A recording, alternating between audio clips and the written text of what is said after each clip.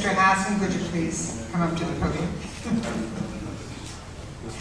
My name is Marcia Rudin. I know many of you have been around in this field for a very long time. This is a session about legal matters pertaining to the law, to cults and cult victims. Our first speaker is going to be Dr. Scheflin. Dr. Scheflin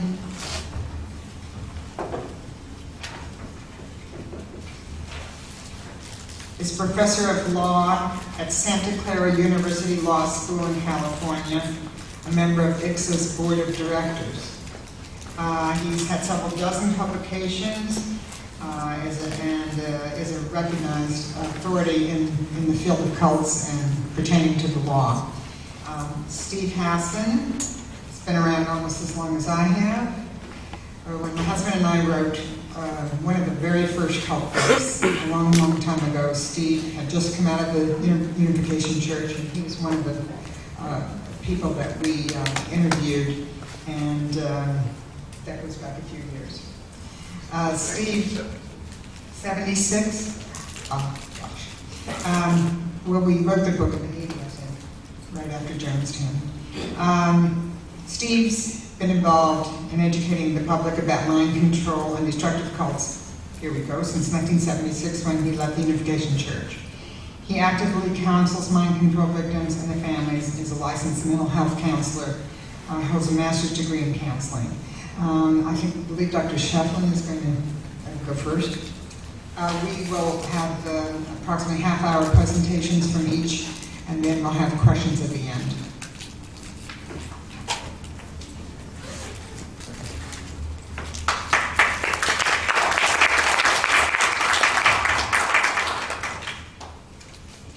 Welcome. I'm going to do two things. One is to give you a brief history of mind control as the setting for the court cases, and then we'll talk about the problems of using the legal form to resolve cult, brainwashing, and other mind control difficulties. So let's look at the next slide. My story, and I think the modern story, begins in the Inquisition with the Confession of Witches. And there's a book called the Malleus Maleficarum, which was the interrogator's Bible for how to get alleged witches to confess. And it serves two purposes for us today. First, it is the basis for development of police interrogation manuals. And secondly, actually, though not used as much as it might be, a basis for understanding how to do cross-examinations. So lawyers, only a few have discovered it for that purpose, but if you read it, you see why it would be a valuable resource. At that point, the idea was simply to get confessions. No reorientation, no new identities were the ultimate goal. In the 19th century, I have listed there the 19th century hypnotist. At the end of the 19th century, a couple of things were happening in Europe. Hypnosis came of professional age. On the medical side, that was a good thing. On the dark side, it wasn't such a good thing.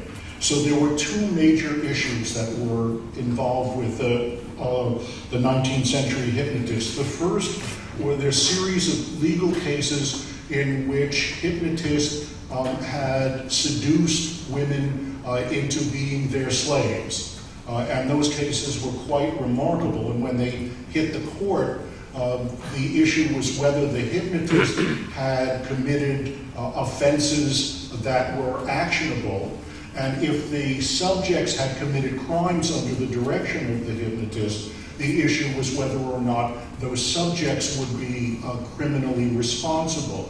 And there are more cases than I thought there would be in Germany, France, and England at that time. For our purposes, there was another development, and that is the use of hypnosis to implant false memories. As startling as it may seem, we think the false memory movement is relatively recent, but it was 100 years old now. And Albert Moll in Germany referred to these as retroactive hallucinations, a term I much prefer to false memories.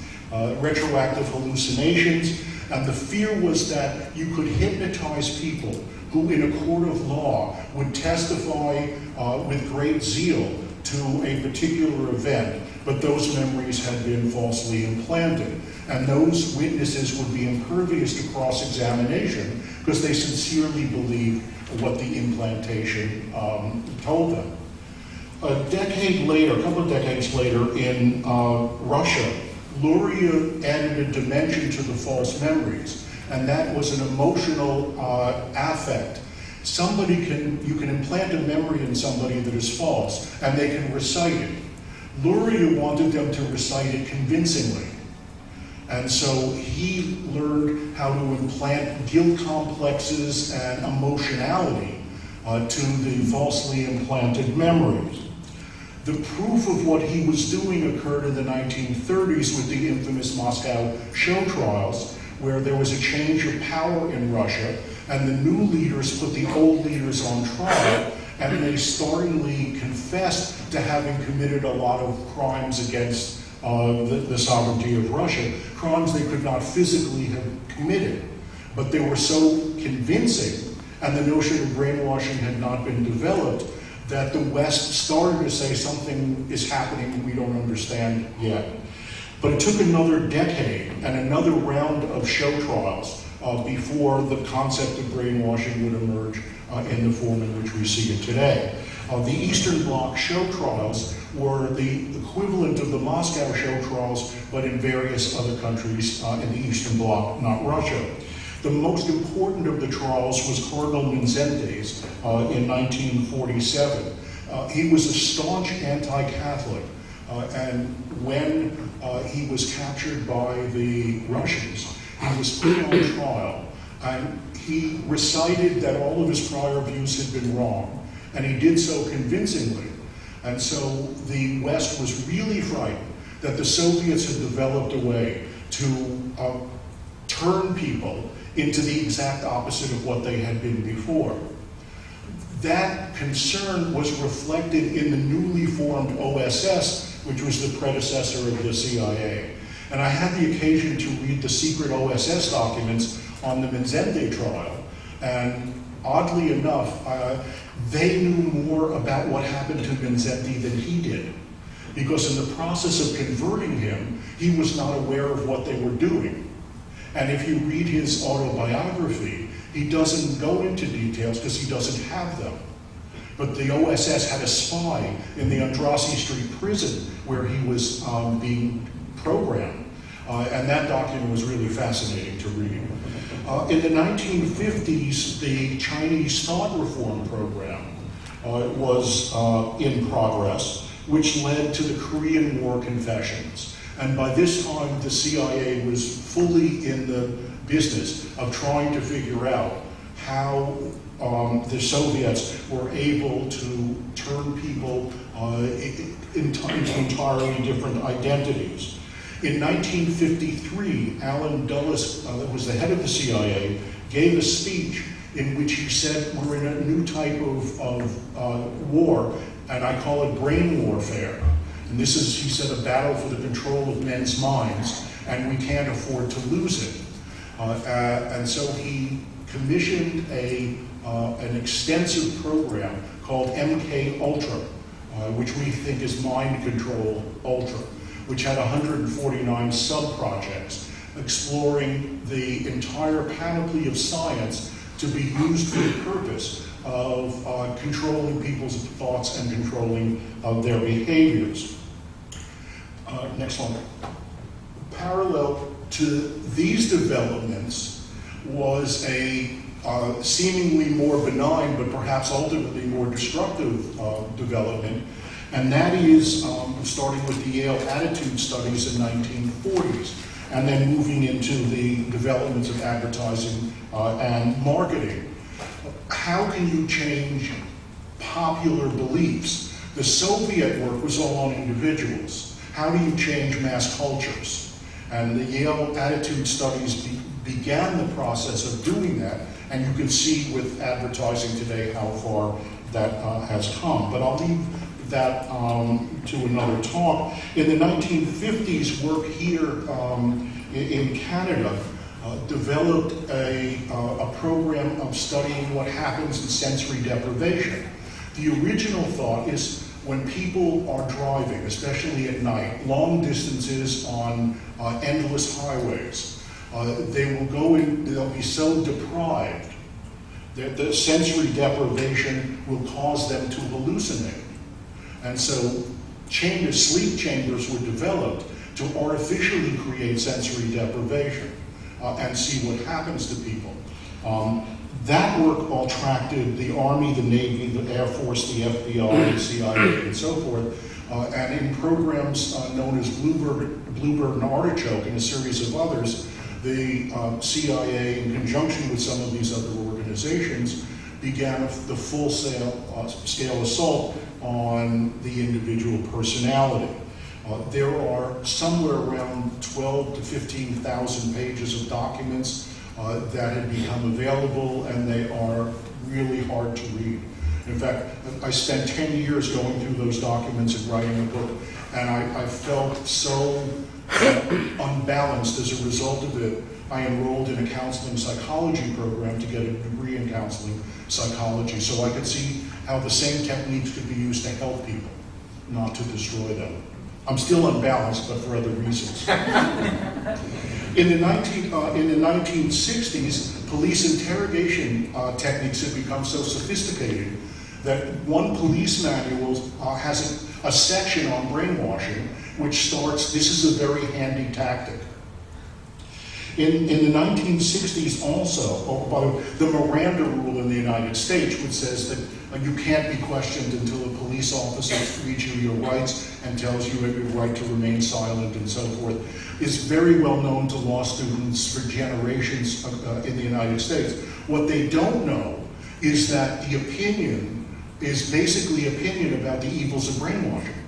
Because the brainwashing literature, which fed into the police interrogation manuals, scared the US Supreme Court into writing that decision. In the 60s also, we had the development of cults. Now, cults have been around for a very long time. But what happened in the 60s was a cultural revolution in which the values of the society, the youth movement, the hippies, and so forth, created such identity crisis that a vacuum was created and the cults stepped in and filled it. In the 21st century, we see a movement into the individual again, but not in terms of groups like cults and not in terms of governments. Here I have two things listed, parental alienation syndrome, and I'll return to this, and grooming and child sexual abuse cases. Courts more and more frequently now are using the term grooming and explaining it. They won't recognize brainwashing necessarily, but they'll recognize grooming, which gives us another way of making our arguments. Next slide. Okay. There are 940 cases in the appellate literature which deal with brainwashing, or at least mention it. And I've shown you a decade by decade look at how many there were. The word brainwashing does not appear at all in the American appellate literature until the 1950s, and in that entire decade there were only 8 cases. In the 1960s, 39 cases, in the 1970s, 58 cases, and as you see in the 2000s, 368 cases. In the 2010s, which means 2010, 2011, and half of 2012, as of last week, there are already 146 cases.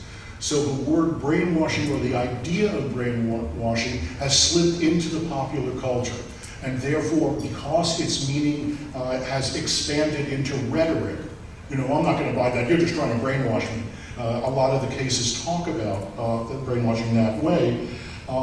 We're getting, and will continue to get, an increasing number of cases in which the notion of brainwashing will be so watered down that it will lose any real significance. So obviously with 146 cases just in the last 2.5 years, we're going to certainly go over 400 cases and probably to 500 or maybe 600 cases, well, probably more than that, by the end of the 2010s. Next slide. Okay. Now let's go back and talk a little bit about the expansion of brainwashing, and so we can take a look at current status. The first generation of researchers were people who studied brainwashing from the perspective of communism and communist governments. It began, the first mention of brainwashing occurred in 1949 in the Miami Herald. And it was a story written by Edward Hunter, who at the time was an OSS propagandist. And the idea that the federal government had was to counteract the Chinese thought reform movement and then later the Korean War confessions. So brainwashing began as a term of propaganda. I had the occasion to interview Edward Hunter. And that was a really fascinating interview since he created this whole field. Some of the leaders I've listed, the terms are quite colorful. Brainwashing, depletion and indoctrination, coercive persuasion, debility, dependency and dread, thought reform, conditioning and conversion, menticide, Dulles' brain warfare, and mental douche, which seems to be maybe the most expressive of the terms. Next slide. The second generation moved the discussion of brainwashing and the concern about it into the cult arena.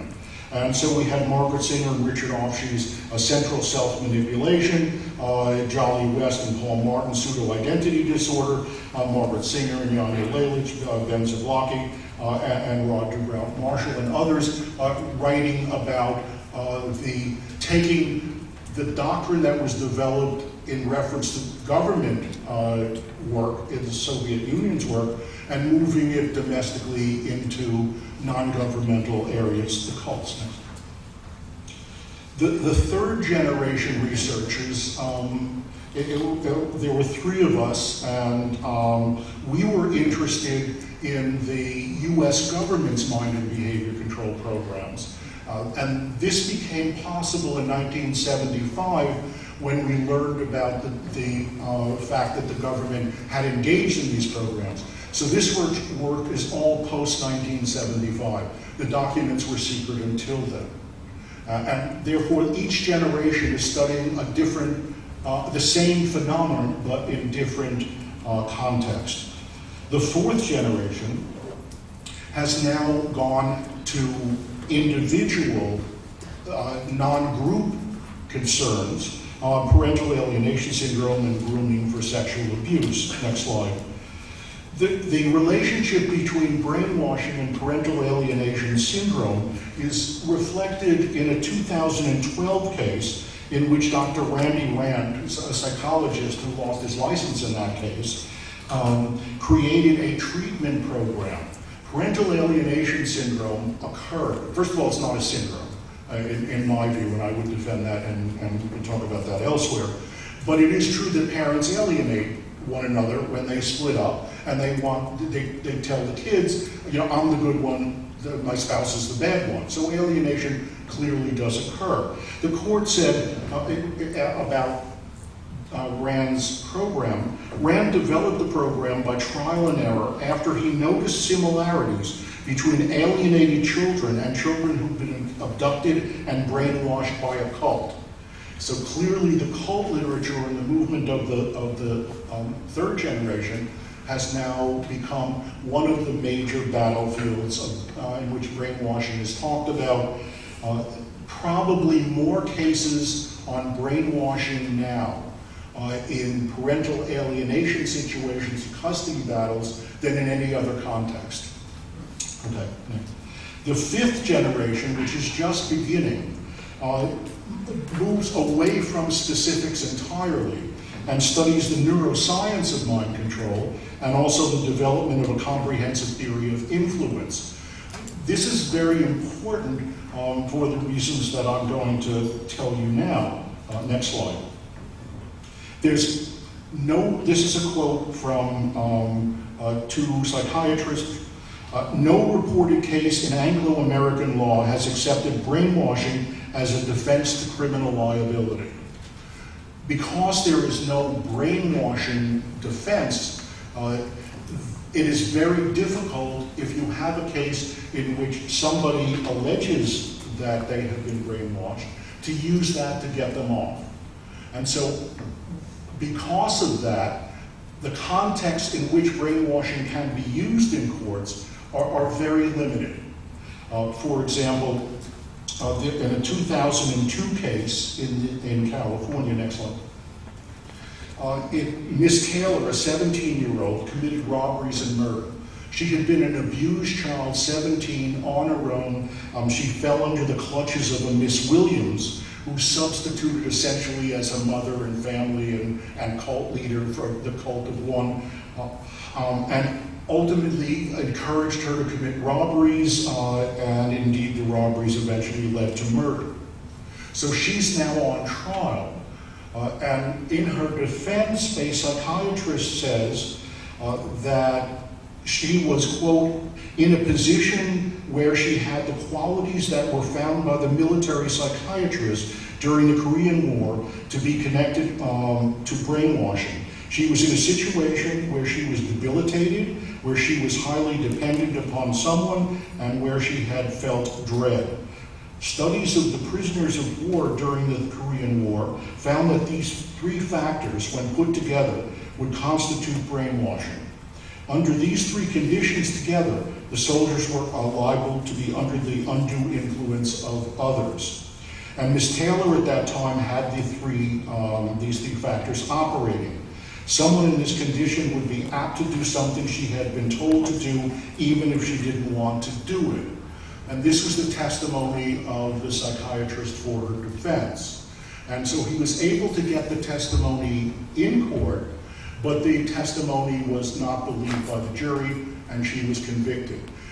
Listening to Steve Eichel about Lee Boyd Malvo, and indeed I met with him before he testified, this is a similar situation. She fell under the control of an individual who became her whole universe. And so if we use an insanity defense idea, did she know the difference between right and wrong? Well, she did, but her right was all wrong. And that's the problem. With Malvo, he grew up in a setting in which what he was doing was right because he was bringing the new future into being. He was the advance guard for that. And so, is he insane? He knows the difference between right and wrong. He's just got it backwards. But he's got it backwards because he was sheltered enough to not be able to get it frontwards. And it's a tough issue. Because are these people they committed terrible acts? Should they be punished at all? Or should they be punished less because of the circumstances under which they were raised? Next slide. This is a federal, U.S. Federal Court of Appeals in 2011. Cult brainwashing arguments rarely succeed, which is true. Next slide. And here's part of the reason why they rarely succeed. In 1990, a federal district court in California refused to allow expert testimony on brainwashing in a criminal prosecution. So again, it's a defendant trying to excuse his conduct on the grounds that he had been brainwashed into committing the acts. The Church of Scientology was the brainwasher, according to the defense, and Margaret Singer and Richard Offshee, who were well known to this community, were the designated experts. The federal judge refused to allow them to testify to a brainwashing defense. He acknowledged that they were experts in influence, but he said that the American Psychological Association and the American Sociological Association, because Margaret Singer was a psychologist and Richard was, and is a sociologist, had not ever officially endorsed any theories of brainwashing.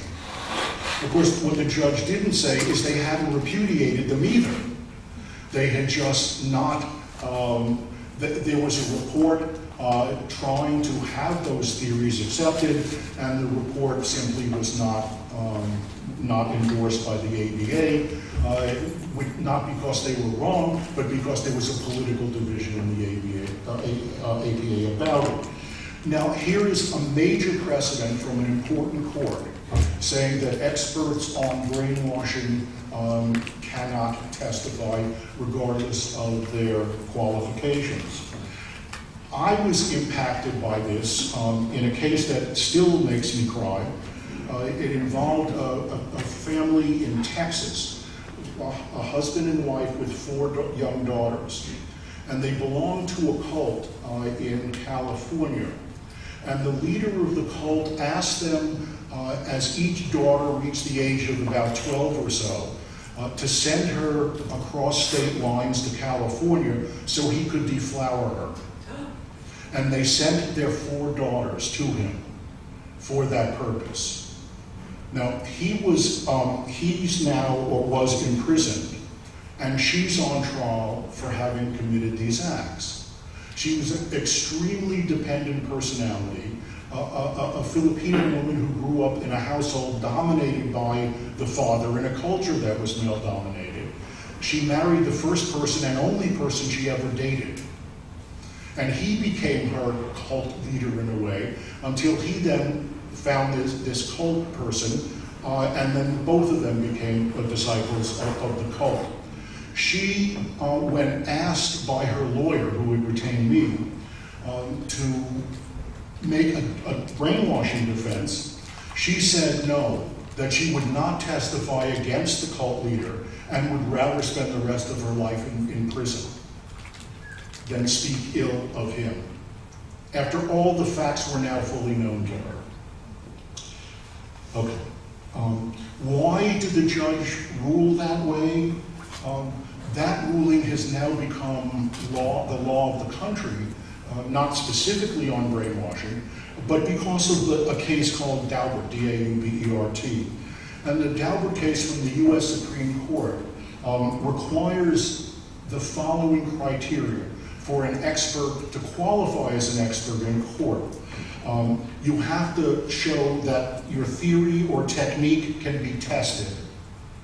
You have to show that your theory or technique has been subjected to publication or peer review. That's not a problem. You have to show that your theory or technique has a known error rate, and you have to show whether your theory or technique is generally accepted in the relevant scientific community.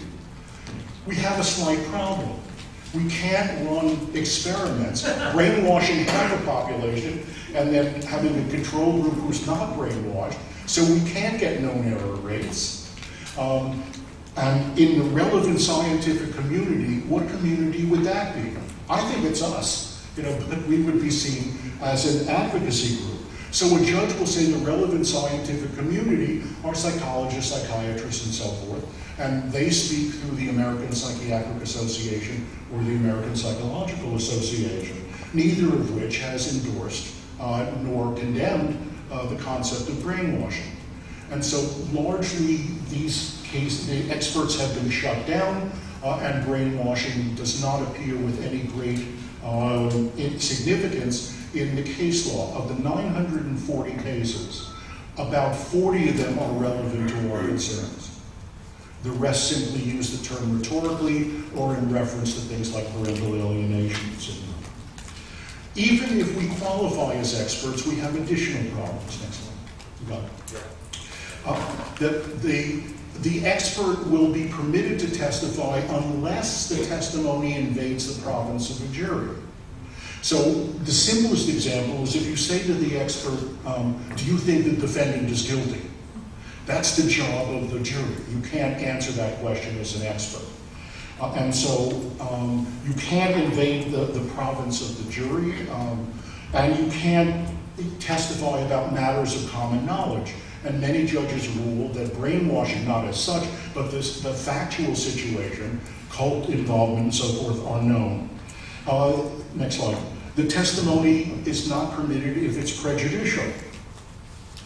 It might be the notion of brainwashing, because it is so explicit and so shocking in the concept, can be considered emotionally too emotional for juries, and therefore would prejudice them from a careful deliberation of the facts.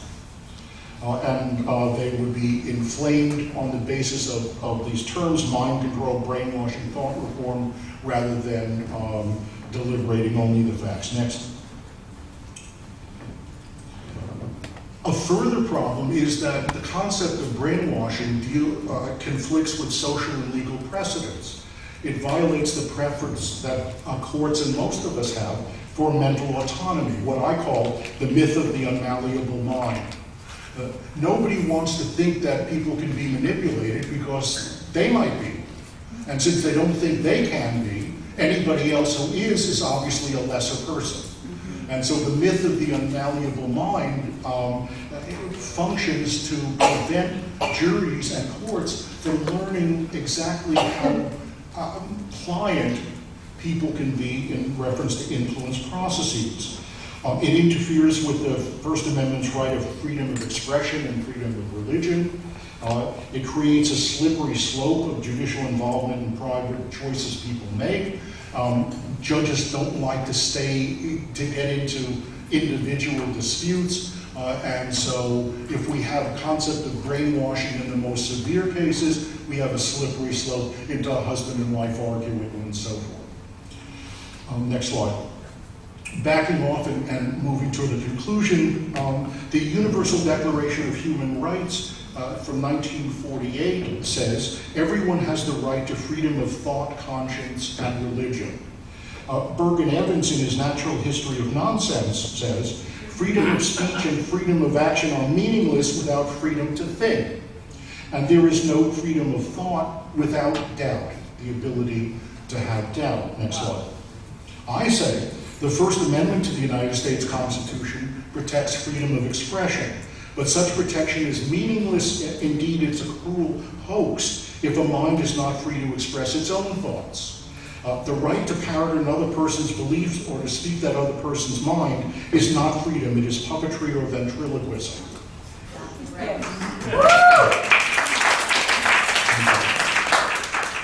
In 2002, I chaired a panel at the American Psychological Association entitled Cults of Hatred, and I owe a tremendous debt of gratitude to Steve for many things, this being one of them, because he arranged to Philip Zimbardo, who was the president of the American Psychological Association at the time, to have this panel. And we talked about brainwashing and terrorism, and it was a really volatile, unforgettable panel. In that session, I said, quote, the atomic clock for freedom of the mind is ticking perilously closer to midnight, unquote. So why are we here? Those of us attending this conference are here to slow down or reverse this process of the atomic clock. Our purpose is to protect the freedom and integrity of each person's unique mind, the source of our own human individuality. Can you think of a more noble cause? No. Thank you.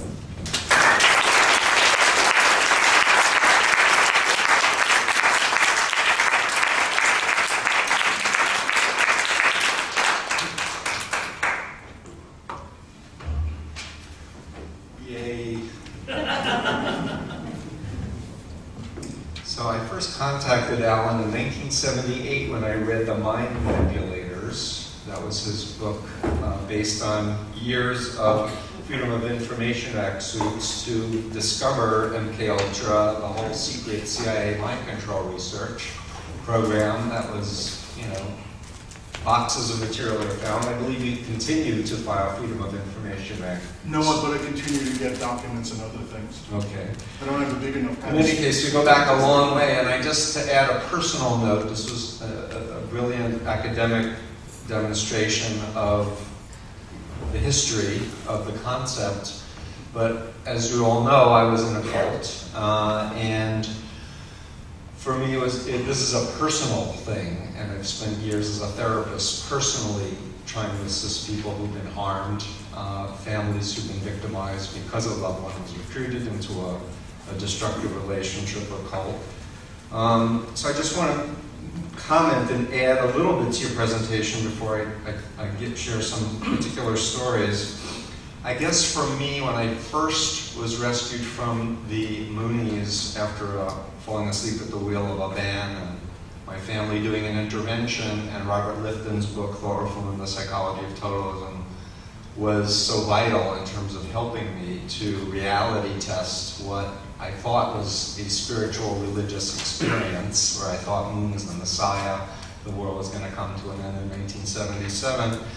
And when I sought out experts like Robert Lifton and started explaining how we in the Moonies would recruit in their 3-day workshops, 7, 21-day, 40, 120-day workshops, he basically said, this is so much more sophisticated than what the Chinese did, and besides, I only studied it secondhand, you've lived it. It was done to you and you did it to others, so you need to study psychology and teach people like me. And at that point, I was still so naive that it was before I read your book, I thought, the US government just doesn't understand brainwashing and mind control. Well, my beliefs shifted as information came out. There was a Koreagate investigation into unethical lobbying of the South Korean government. I was an expert witness for that organization, that committee's investigation. And part of what they found out was basically the CIA had set up the Korean CIA. And the founder of the Korean CIA was quoted as, quote, organizing and utilizing the Unification Church for use as a political tool, unquote. And as I started talking with former CIA agents, as the veils were starting to lift from me, I started to realize, holy moly, this was the context of the Cold War. The communists were brainwashing people. North Korea is still the quintessential political cult. And South Korea was having coups. They were very unstable, and to stop the communists, some brilliant people, brilliant with quotes, I might add, said, we need to do something to counter what they're doing up there. So let's organize the Unification Church. Let's have a front group called Victory Over Communism, and let's start doing political re-education of South Korean citizens that they basically have to support the dictatorship, and because the greater evil is going to invade us from North Korea. In any case, I don't want to go on, but this is real stuff. And it gets me very emotional that it's 36 years later and we're still talking to an audience of 50 people at a conference of 250 people, and this is an epidemic that's affecting millions and millions of people around the world. And as far as Philip Zimbardo goes, he's his own man. I contacted him along with Lifton and Singer and everybody else, and he was teaching a course at Stanford called The Psychology of Mind Control for 15 years. And he used a couple of chapters from my first book, and I actually sat him down at his home, and I said, does mind control exist? Because the cults are saying it doesn't exist, it's a fabrication, blah, blah, blah. So there's actually a video of him addressing this very issue. It's on my Vimeo site. He's happy to talk about this whole stuff. And I'm very, very concerned what Steve Eichel said in the earlier session, that the DSM-5 may be politically lobbied to take this concept out. Bad news for us. We've got to jump on that if we can to raise awareness. I guess I also want to comment, the UN Declaration of Human Rights is for me the essential global document for human rights, and I would add the United States has not signed it. to our shame. So anyway, when I first got out of the Moonies in 1976, deprogramming was happening, which involved, in many cases, taking adult members of cults like the Moonies, Scientology, and taking them by force to an isolated location away from the group, where people would basically use a very confrontative approach to wake them up, a Ted Patrick style approach, which was what was used with me. Horribly traumatizing, degrading, scary as hell, because I was programmed with phobias that I was going to lose my relationship with God and Satan was invading me as this process was happening to me. So it was incredibly frightening. But there was a legal remedy for about a year that I was involved with when I was doing deprogramming, called ex parte conservatorships. And essentially, parents would go with former members of the cult before a judge and say, Your Honor, my adult child has been the victim of artful and designing people who have influenced him to this new set of beliefs. We would like temporary custody for a week so that we can allow our adult child to hear other points of view, to meet with former members, and to reconsider whether or not this is really their choice and they want to be in the group. And it was enormously successful. I can't say it worked 100% of the time. I think 8 out of 10 worked that I was involved with. And literally, the parents went to a judge, and we had sheriffs or whatever go and take the person and escort them and watch them during the case. It was still very traumatizing, again, because of all of the indoctrination that the lead the group was terrible, that ex-members were evil. But so at the point that the ACLU joined with other legitimate religious groups to oppose ex parte conservatorship, saying they're too vulnerable to abuse, therefore we're going to take them out, take them off the table as an option. It took away a really important, I think, remedy for egregious cases where individuals are the victims of artful and designing people who are subjecting them to known psychological mind control and undue influence techniques. And I got permission to share a story of a real case that's happening right now. No names and no locations and such, but basically a daughter fell under I think for kind of a joke, went to a gypsy psychic and fell under the spell of this woman, and within a short period of time turned over her money, came to believe this woman was her mother, turned against her family. And this gypsy was convicted in the past of victimizing other people, so she's a known felon. But because their daughter is over the age of majority, and because, you know, when they brought her to psychiatric hospitals, the rules were she could talk to whoever called her, so the gypsy would call her, or she would call the gypsy, and would continue to get indoctrinated. This case is ongoing, and the family has tried to look into conservatorships in their state. And I've just been told over and over again, there's no way it's going to fly. And they have no remedy for their daughter, who is totally dysfunctional and at times psychotic because of what this woman is doing to her.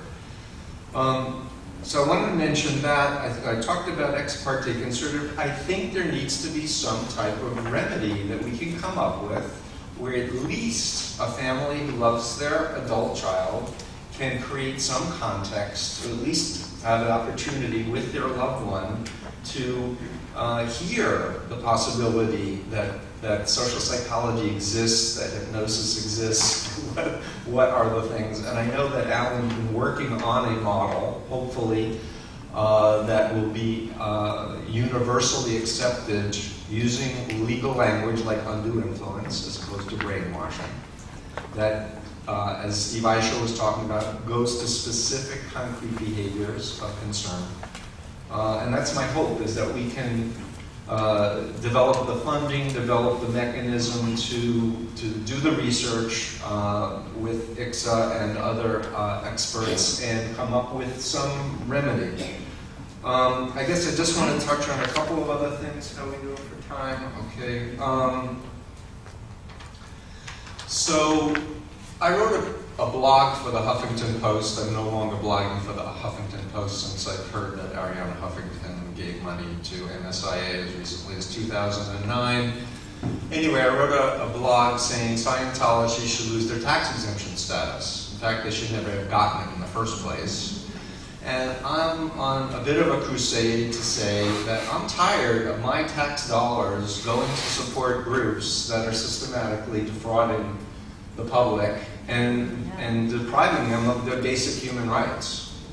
And because of their financial lobbying pressure and celebrities and whatever, they got away with a crime. And right now, according to reports of, and this is what Paul Groswald said, according to reports and testimonies by former victims at Scientology's headquarters who have said that they've experienced torture, crimes are being committed at this moment by Scientology, and they need to lose their tax exemption status right away, and their leadership needs to be held accountable and go to jail. And so there's something that needs to happen, people, that we stop aiding, because they call it a religion. It all of a sudden gives people the right to practice illegal acts and harm people and take away their human rights. So there's something there that we have to do something in a big way. I dedicated my book, Freedom of Mind, which is an updated, revised version of Releasing the Bonds, to the spirit of Lisa McPherson. Does everybody know who Lisa McPherson is in the audience? If you don't know who Lisa McPherson is, please go to lisamcpherson.org or go on Wikipedia and read about Lisa McPherson. She was a Scientologist who basically was trying to get away from Scientology, and she was sequestered in their hotel for 17 days and died. And there are records that she kept begging them, let me go, let me out. And they wouldn't, because it was their policy to keep her sequestered, according to the insane founder of Scientology's policies, L. Ron Hubbard. And freedom of mind means freedom to doubt. Freedom of religion should mean, I quit. I don't want to do this anymore. And they should have been held criminally responsible for that. There was a valiant effort to prosecute civilly, and Scientology spent millions of dollars to sabotage that. What's so fascinating for me with a 36-year perspective is that the people who are perpetrating all of this evil, many of them are now out, speaking out about the fact that they perpetrated this evil and how bad it is. Why can't these people go to authorities and reopen the case and prosecute David Miscavige criminally? Why can't the leader be held accountable who's enforcing these insane doctrines? For those of you who weren't here earlier, Steve Eichel, who does a lot of expert witness work, I said, what would be the precedent-setting case that would help our cause? He talked about Lee Malvo, who was convicted of assassinating people under the spell of John Muhammad. Oh, there you are, Steve. He said if we had just gotten that decision, the political context wasn't right, the jury wasn't going to allow it, but there are more cases. I gotta believe they're down, and we just need to find them. We need to fund the proper cases and bring them to fruition.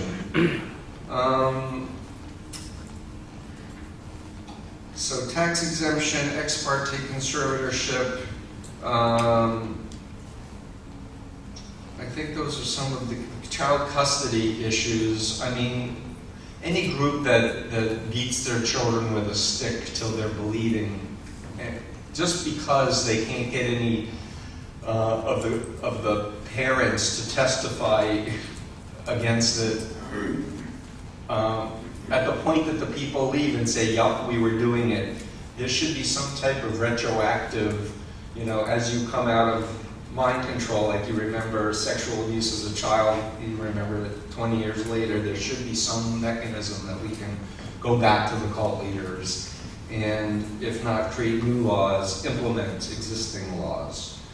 And with that, I'm going to just say that I think we have to raise more awareness, people. Yes. We have to create a culture of awareness, and so it's my hope that people will come out of the closet who've been victimized, who have a loved one who was victimized, and say, yup, this stuff exists. We have to do things like go to celebrities, go to politicians, and counter all the lobbying pressure that the cults are putting. And we have to create a social networking thing on the internet and inoculate a whole new generation of young people who don't understand what we have lived. And I'll just sum up and say that I was asked to speak at a history of science class at Harvard, taught by Rebecca Lemov, on the history of brainwashing. This was a couple of months ago, and I had done it a couple of years for her. And I started out by saying, you may be curious why I decided to become so interested in this whole phenomenon. It's because I was in a cult called the Moonies. And they went, what? What's that? Honestly, what's that? I have mass weddings, you know, the guy with the crown who thinks he's the Messiah, Washington Times, maybe, University of Connecticut, Bridgeport, maybe, Car Arms, you know, the pistols, no, they don't know that one. In any case, a lot of these bigger cults have mainstreamed and yes, are influencing the media. And so, and just to put a time frame on this week, Katie Holmes was announced that she's divorcing Tom Cruise, and so the media is now asking for comments about, you know, influence and what was going on there. And it's an opportunity to get out there and tell our stories, contact your local media, and connect the dots. It's not just about this weird group called Scientology. This is a whole phenomenon of our time. And so anyway, the point I was getting to is that I'm being asked to do interviews as other people are being asked to do interviews. We do an hour interview and we have a 1 minute, 30-second clip. So what I've started doing is just sitting down with people. Last night I did it with Karen Presley, who taught the writing workshop, and we talked for 45 minutes straight. And I got to ask her the questions that people should be asking about what's really going on. And I'm going to put it up on the internet. And people who want to know the real story and not just get the little summary 30-second thing can go, and then we can, you know, send it out. And people who want to know what's really going on can hear from people who are there for 27 years or 30 years or whatever. So with that, I thank ICSA for doing this conference. I thank Marcia, and you didn't mention your husband, James Rudin, who is one of the pioneers speaking out against cults. And I thank him, and you, and Ellen, you're my mentor. Thank you.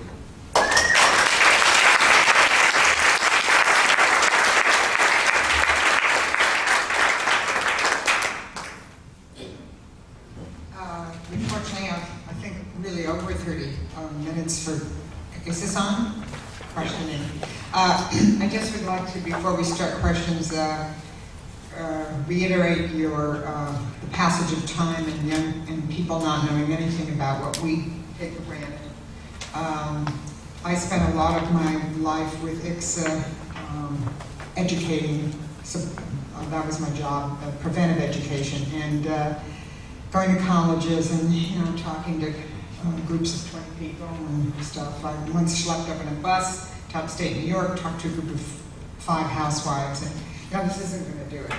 And my husband, who's a rabbi, was talking to someone at the rabbinical school. We're always trying to get courses in these schools.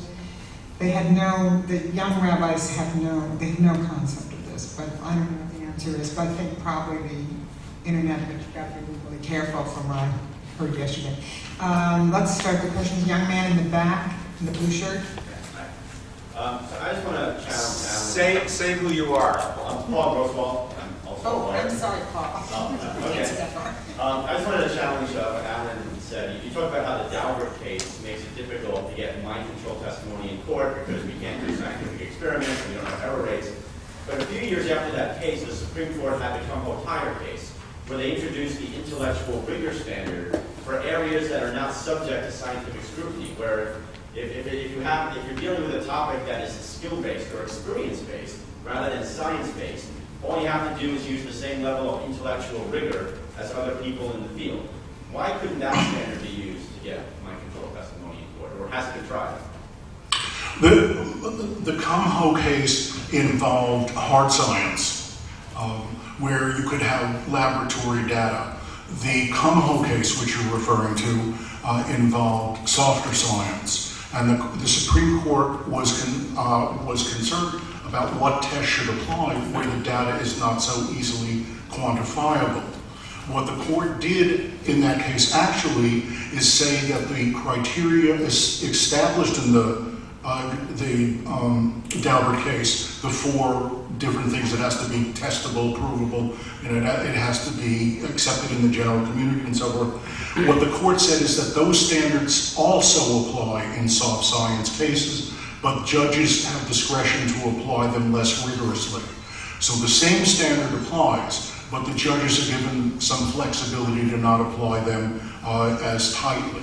Kumho did not establish a new standard, and so the same standard applies. But does that softer standard help us though? Is what? Does that softer standard and the flexibility the judges have, can we use that to our advantage?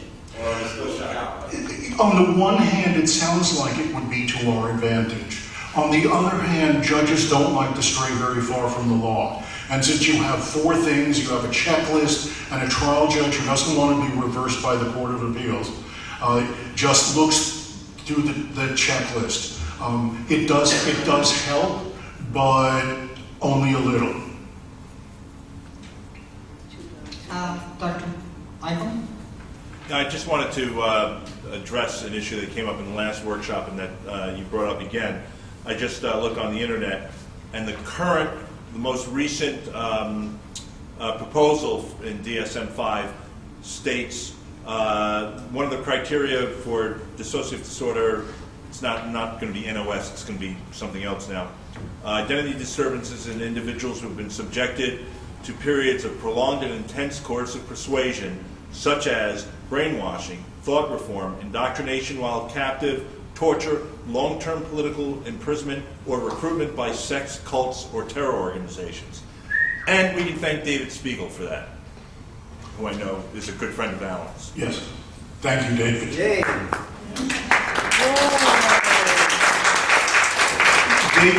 David is a professor of psychiatry, a chaired professor of psychiatry at Stanford, and a real friend and ally.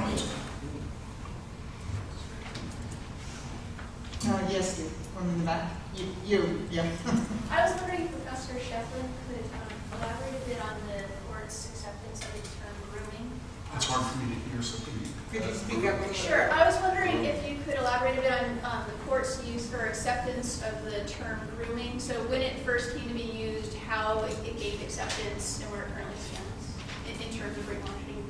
I don't know when the term was first used, but I'm an official in another organization that deals with issues of pedophilia and child molesting and so forth, and we do that work internationally as well.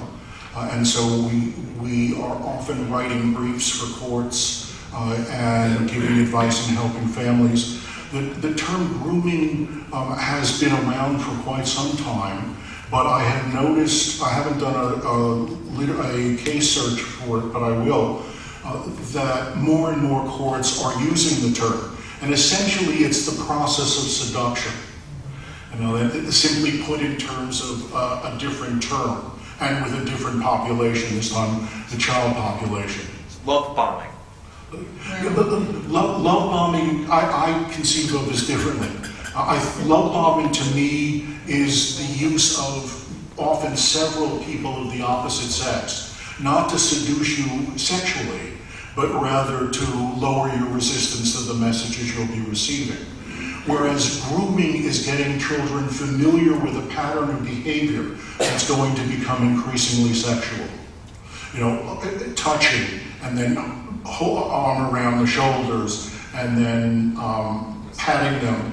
You know, to some extent, the Penn State case is now making these concerns more visible, and you know, it's a horrible situation, but if it saves other children, you know, that our goal is to see that those children are saved. They've been using the term grooming in the press, you know, for that. Yes, right. So the important thing for me is that it's now recognized by courts, and the use, unfortunately, is increasing because the number of cases, you know, that are coming forward are increasing. But at least it provides the judges with the idea that there is a process, and that process ultimately leads to dehumanization. In the child sexual abuse cases, it's physically, and what we're talking about here, it's mentally. And I just wanted to add that in the media and in the law, there's been more attention to human trafficking, which is destructive mind control cults of a commercial nature. But it's exactly the bite model, it's exactly what we're doing to the extreme, changing women's names, in some cases abducting them, giving them drugs, and subjecting them through a whole course of coercive persuasion. But it's so interesting that people who are writing about human trafficking, who are doing legislation, they don't connect it to the bigger phenomenon, and they need to. Mr. Pfefferman? Hi, I'm Dan Pfefferman. I'm a practicing unificationist. I don't know if that means I'm brainwashed or just my programming is more sophisticated because I'm allowed to have doubts about my faith these days. And I do have doubts about my faith. I'm worried about something you said about going back to ex parte conservatorships or something like that, Steve, because I think, as Edgar will confirm, ex parte conservatorships means it's granted with only one party present. You don't go with your child to the judge. You go and tell the judge that this person is brainwashed, and the judge grants the conservatorship without the person ever being interviewed by the judge.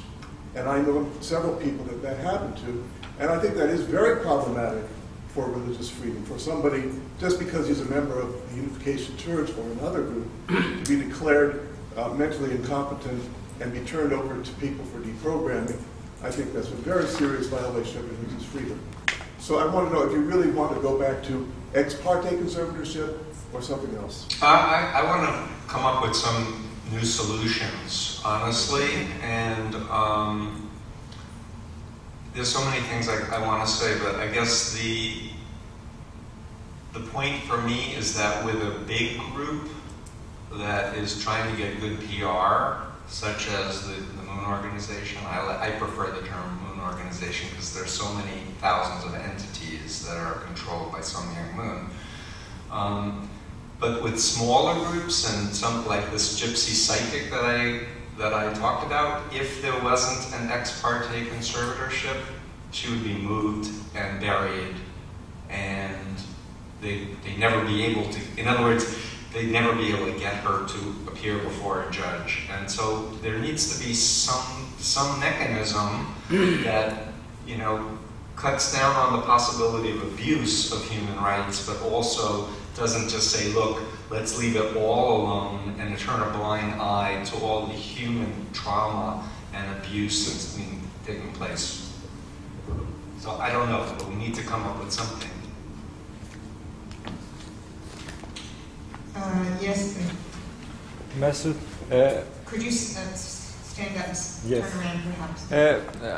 As in the last meeting, my mind is busy about how we can use existing laws that against destructive calls. And there are 2 points which I wanted to ask you, can we use or not? Both of them are against freedom of choice. One, perhaps we can use Nuremberg principles. I mean, if you consent with something, if you agree with something, you have to know what is at the end of that agreement. And cult, mind control, brainwashing, whatever you want to call it, is a step-by-step process. You don't know what is at the end of the story. You agree step by step, and it is against the Nuremberg principle. So I wonder if we can use this one and say that those who claim that they have freedom of choice for being in the cult, they don't. Because when they gave their consent, they didn't know the end story.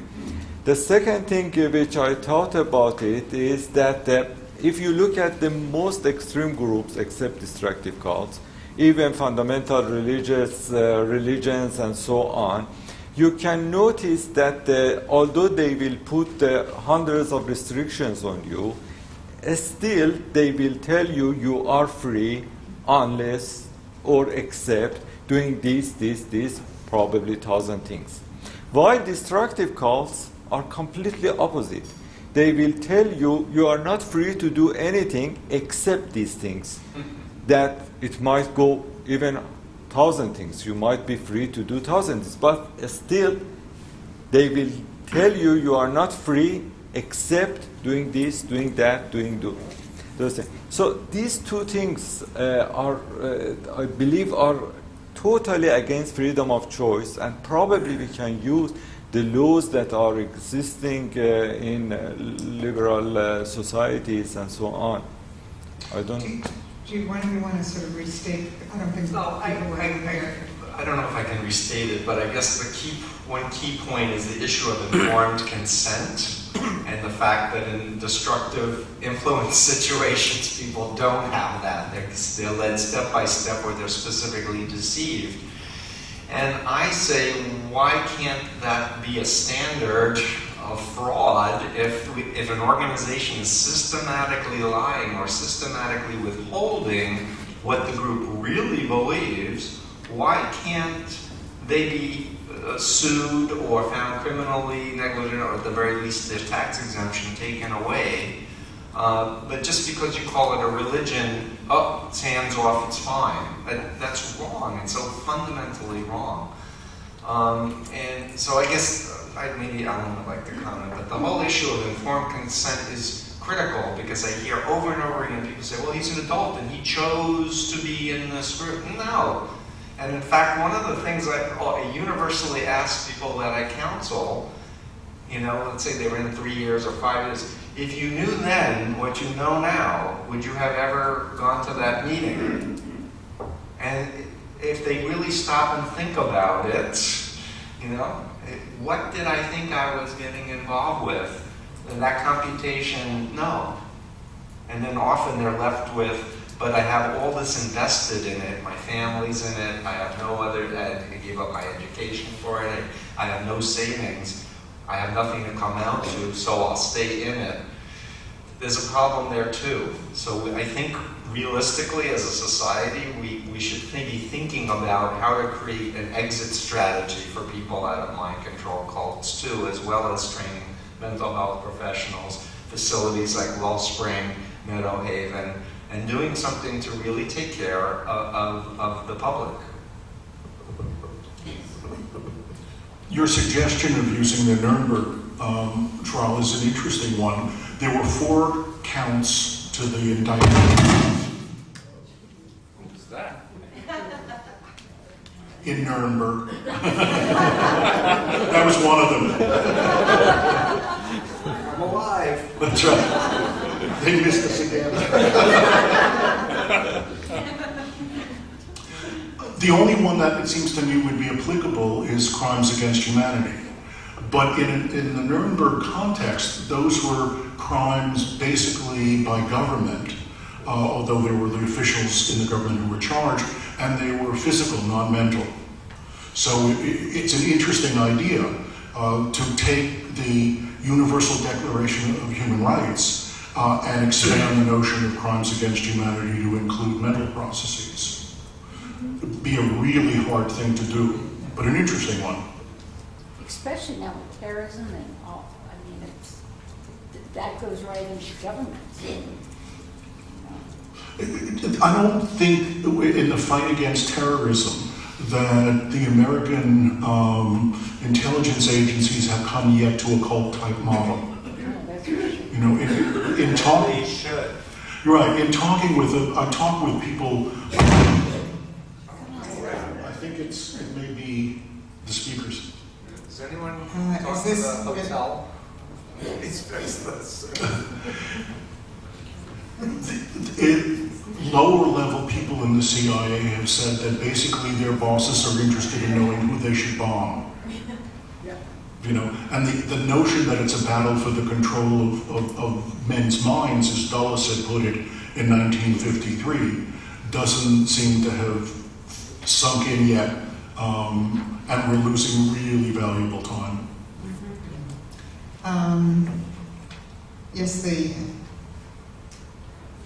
Well, I should add, I did talk with the then director of the CIA, and he was not interested in the notion of brainwashing. Yeah, Willy Filtre from Human Rights, about 20 years in Brussels, and I would like just to add some comments about the debate from a European perspective, debate on mind control and brainwashing.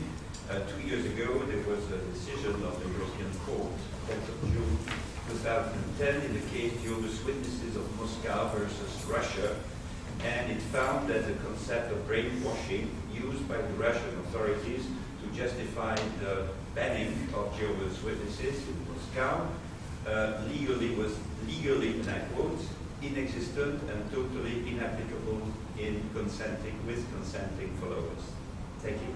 Do you have a citation for that? Yes, I have the whole paragraph. I can read it if you want. Was that the European Court Court of Human Rights. in Strasbourg? Yes. Yeah, I'd like to see it. So the first paragraph was saying the Russian courts held the applicant community breached the right of citizens to freedom of conscience by subjecting them to psychological pressure, mind control techniques, and totalitarian discipline. And the court then says, leaving aside the fact that there is no generally accepted and scientific definition of what constitutes mind control, and that no definition of that term was given in the domestic judgments, the court finds it remarkable that the courts did not cite the name of a single individual whose right to freedom of conscience had allegedly been violated by means of those techniques, nor is it apparent that the prosecution experts had interviewed anyone who had been coerced in that way into joining the community. On the contrary, individual applicants and other members of the applicant community testified before the court that they had made a voluntary and conscious choice of their religion, and having accepted the faith of Jehovah's Witnesses, followed its doctrines of their own free will. Thank you.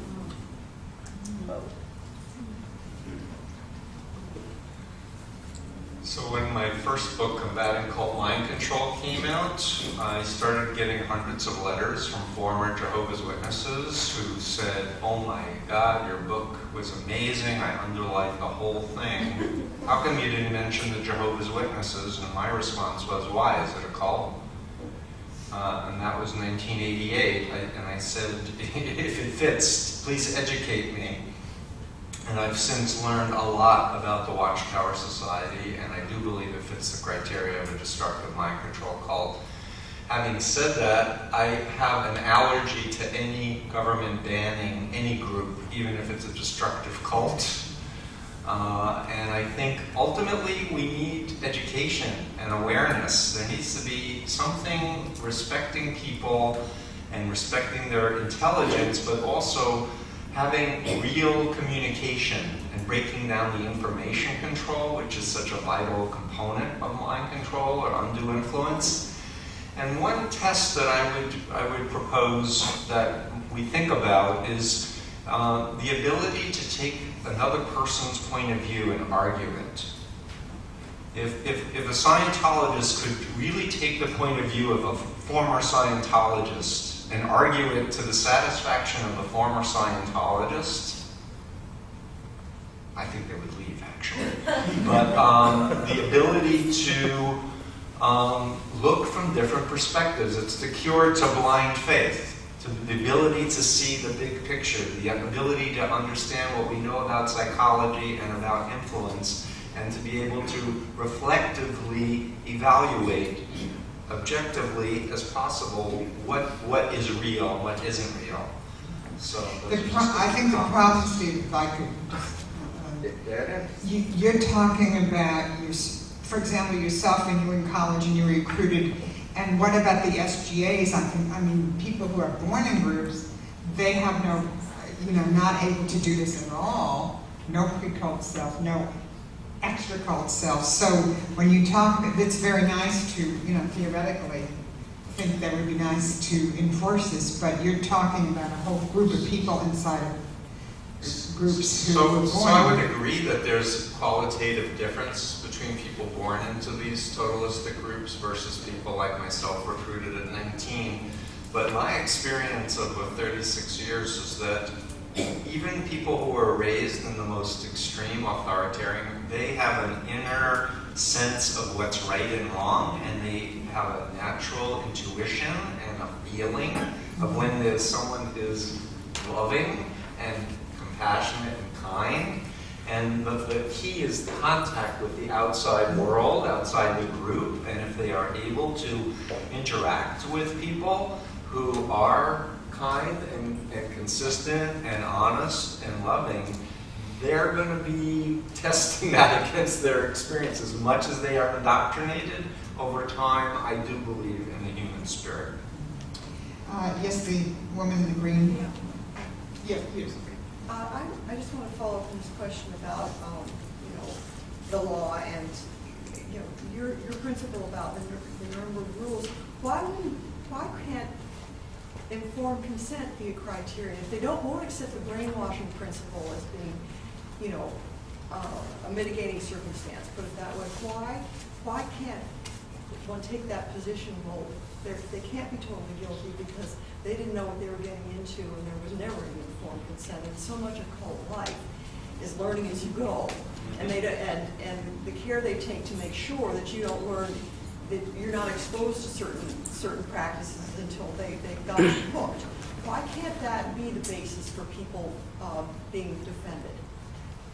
I agree, and I guess what we haven't said explicitly but is implicit is that the model of the human mind as it is represented in the law today is obsolete for what we now know about social science and functional magnetic resonance imaging. And so we need to take science as it's developing and amplify and develop the law. Because that is the law already. In other words, informed consent for like signing up for a therapy or whatever else. I mean, there's so many areas in which that's a. I'm going to pass to the law professor.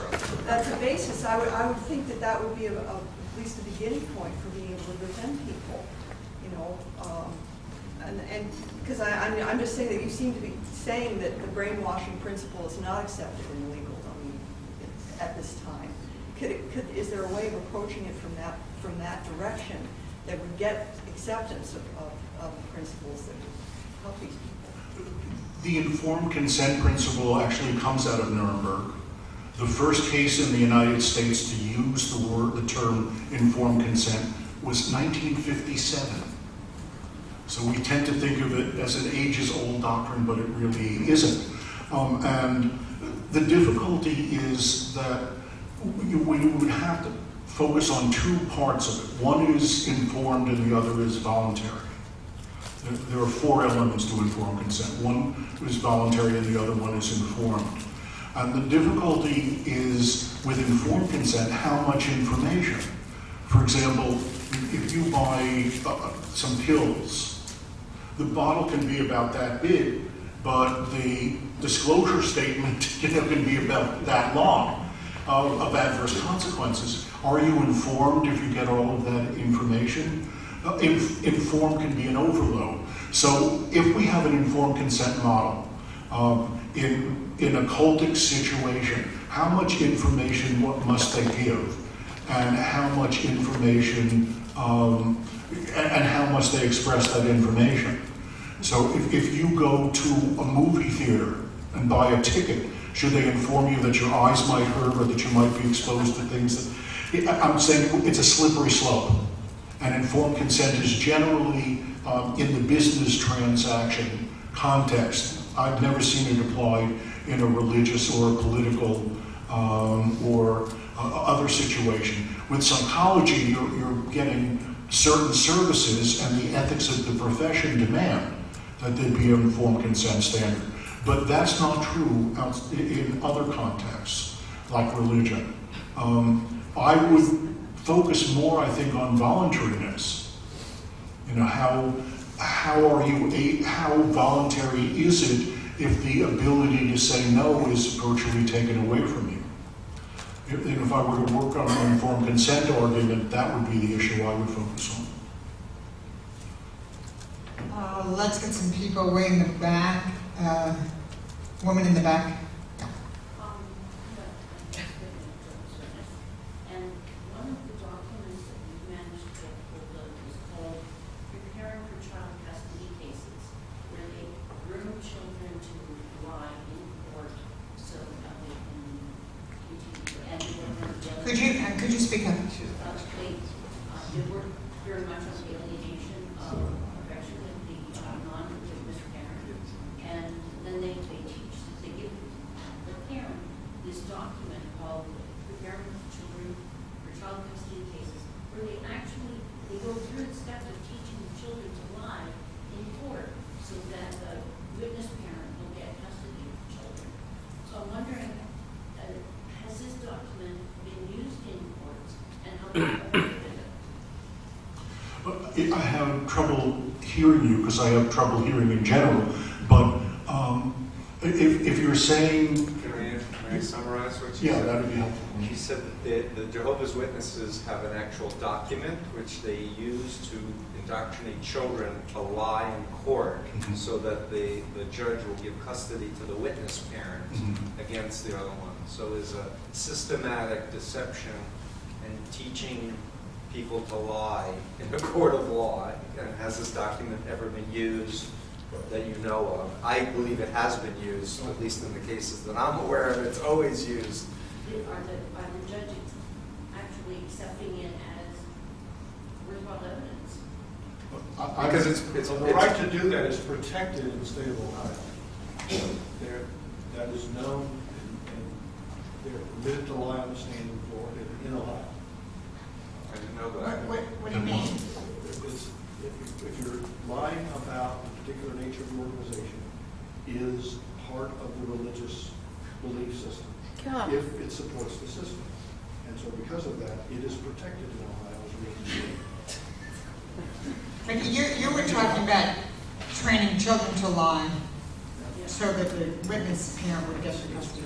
I'm not saying that the court is saying it's protected, it's okay. It's okay for them to because lie. that's a religious practice to teach the children to lie. So heavenly deception is approved. Only for Jehovah's Witnesses. I would be surprised to see a court opinion that said that. And any judge who said that doesn't deserve the truth. But more importantly, it would be a bad precedent for courts to say that under certain circumstances, what would otherwise be perjury, we will listen to. It would be wrong, perhaps, to convict the child of perjury, but it would be right to say that the testimony is not credible. I wanted to ask Alan about the 1988 California Supreme Court case, Montreal versus Holy Spirit Association.